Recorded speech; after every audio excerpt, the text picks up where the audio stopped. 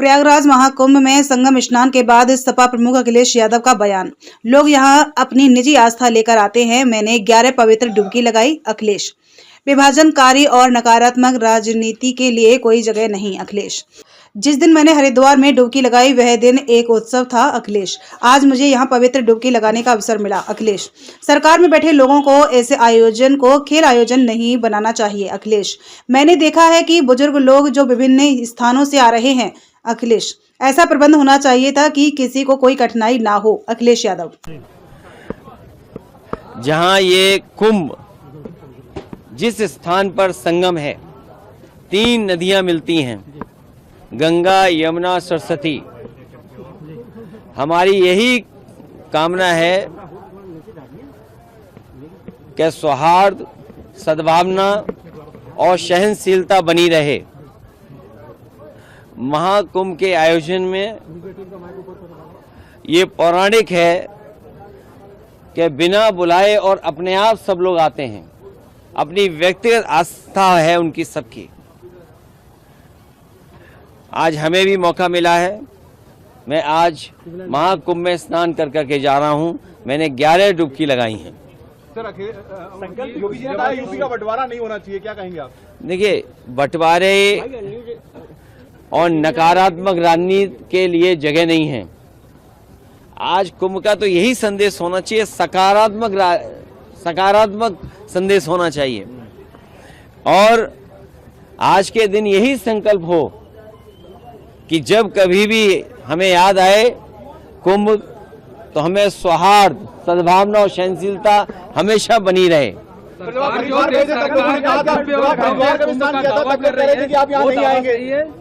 देखिए,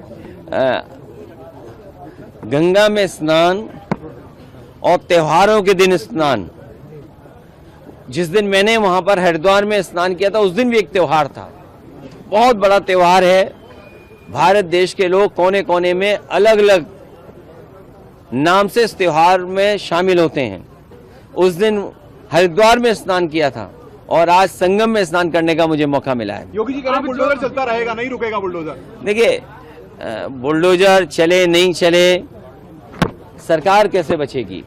ये बताइए, जब सरकार ही नहीं होगी तो बुलडोजर किसके पास होगा?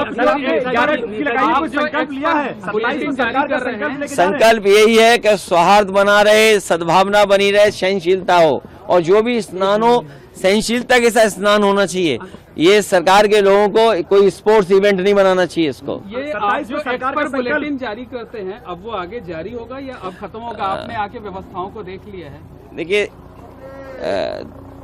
समाजवादी सरकार में भी और पहले भी नेताजी को भी और हम लोगों को भी कुंभ के आयोजन को करने का मौका मिला था। जो उस समय कुंभ हुआ था, कम संसाधन में सरकारें अलग अलग थीं। यूपी में सरकार दूसरी पार्टी की थी, समाजवादी पार्टी की थी। दिल्ली में सरकार दूसरी पार्टी की थी। लेकिन उसके बावजूद भी कम संसाधन में 800 और 1300 करोड़ में वो महाकुंभ या कुंभ से जो 12 साल बाद होता है वो कुंभ कराया गया था। सर, पहले और आज तो सुनने में आ रहा है कि 7,000 करोड़ 10,000 करोड़ खर्च हो रहा है।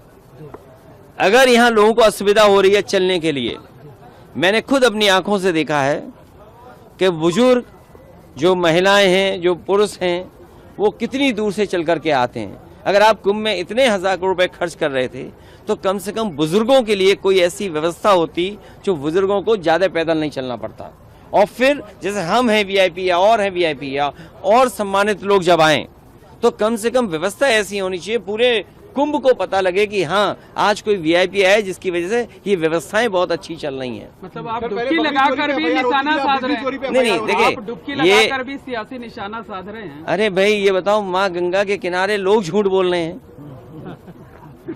और मैं तो आपसे कहूंगा, देखिए, माँ गंगा के किनारे न जाने कितनी बातें कही जा रही हैं, वो क्या सच हैं? लेकिन अगर आयोजन 1300 करोड़ में अच्छा हो सकता है, 800 करोड़ में अच्छा हो सकता है, तो 10,000 करोड़ में, 7,000 करोड़ में कितना अच्छा हो सकता है? उसमें तो न कोई ट्रैफिक की दिक्कत होती, न कोई पानी की दिक्कत होती, न साधु संतों से बिजली का बिल लिया जाता या उनको असुविधा होती, या जो चीजें महंगी हैं वो भी सस्ती होती। अरे इतना कुछ हो सकता था 10,000 करोड़ में।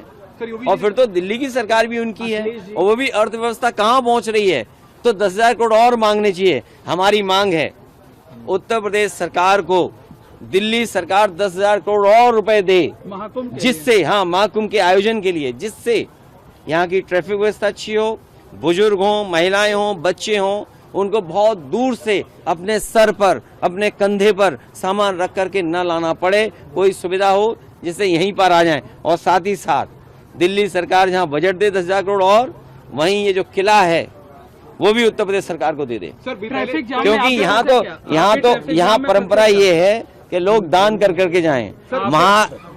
महादानी सम्राट हर्षवर्धन जो हमारा रिटर्न डॉक्यूमेंट है, जहां हमें पौराणिक महाकुंभ के बारे में या कुंभ के बारे में जानकारी मिलती है, वो सम्राट हर्षवर्धन से जुड़ी हुई मिलती है। वो यहाँ दान करने आते थे, पुण्य के लिए आते थे। हम भी आज आए हैं, डुबकी लगाए हैं, सौहार्द हो, सद्भावना हो, सहनशीलता बनी रहे, लोगों की खुशहाली हो, जनता का कल्याण हो, हमारा देश तरक्की करे, समाज आगे बढ़े, हमारा गणतंत्र मजबूत हो, ये सब चीजों को लेकर के यहाँ पर नेताजी की जो आप प्रयागराज पहुंचे हैं और आस्था की डुबकी लगाए हैं, क्या कहेंगे, क्या संदेश देंगे? गणतंत्र दिवस के दिन इस शुभ अवसर पर संगम में